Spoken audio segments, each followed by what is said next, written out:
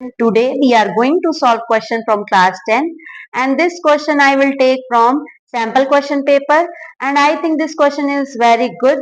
That's why I will take this question from sample question paper. Okay, let's start. In the figure ABCDE is a pentagon with B is parallel to CD and BC is parallel to DE. BC is perpendicular to CD.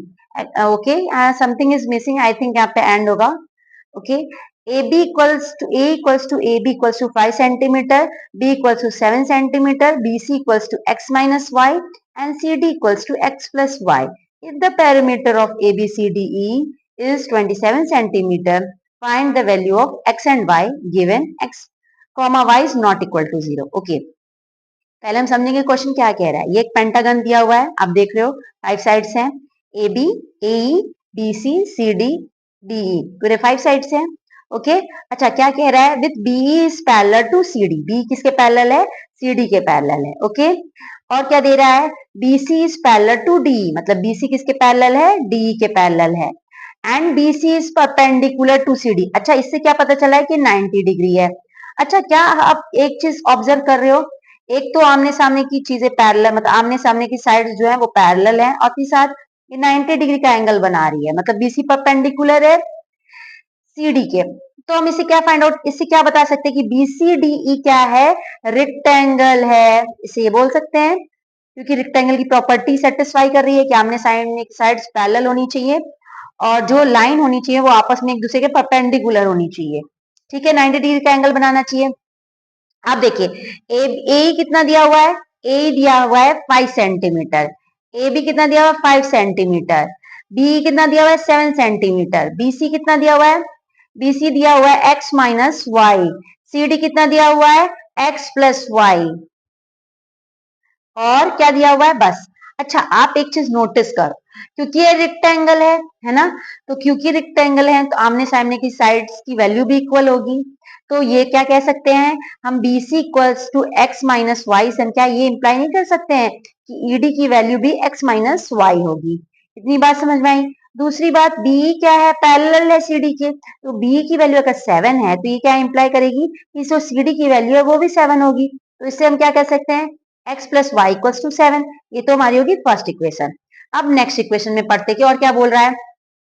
कह रहा है कि if the parameter of A B C D is 20 centimeter, जो A B C D E है उसका जो parameter है वो 27 सेंटीमीटर है, तो हमको x की वैल्यू फाइंड आउट करनी है और y की वैल्यू फाइंड आउट करनी है.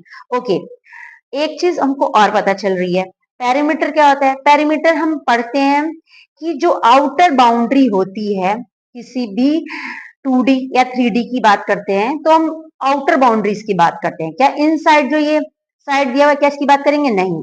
हम सिर्फ बात कहते हैं the length of all the sides, length of all the outside outside sides. ठीक है, मतलब कहने का सेंस ये होगा कि जितनी भी बाहरी साइड्स हैं, जो बाहर साइड्स हैं टोटल, उनका सम ही पेरीमीटर बताता है, मतलब बेसिकली बाउंड्री.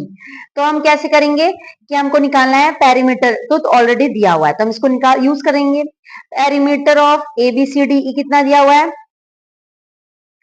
27 सेंटीमीटर. अच्छा हम एबीसीडी को लिखने की कोशिश करते हैं. हम क्या लिखेंगे पेरीमीटर के लिखने हो तो, A B plus B C plus C D plus D E plus E A equals to 27 centimeter. Okay A B कितना दिया हुआ है 5, बी सी कितना दिया हुआ है x minus Y, C D कितना दिया हुआ है x प्लस वाई, डी कितना दिया हुआ है. अच्छा B C equals to E D है तो हम इसको भी x माइनस वाई लिख लेंगे. ई ए कितना दिया हुआ है 5, ये हो जाएगा 27. अच्छा आप सब जोड़ दो कितना आएगा, 5 प्लस 5 10 हो जाएगा, और ये हो जाएगा 3x minus y equals to 27. तो क्या आ जाएगा 3x minus Y equals to 17. ये हो गई सेकेंड इक्वेशन.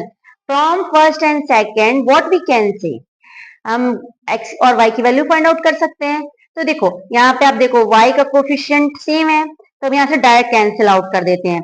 तो क्या बचेगा हमारे पास 4x इक्वल्स टू 24 और x इक्वल्स टू 6. तो हमारी x की वैल्यू फाइंड आउट करनी थी, x की वैल्यू 6 आ गई. देखिए क्वेश्चन में क्या बोल रहा है, x और y फाइंड आउट करें.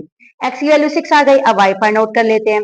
तो 3 6 18, 18 माइनस वाई इक्वल्स टू 17. तो y की वैल्यू कितनी आ जाएगी 1. Okay, if you have any doubt regarding this question, you can ask your doubt in comment box. Thank you everyone.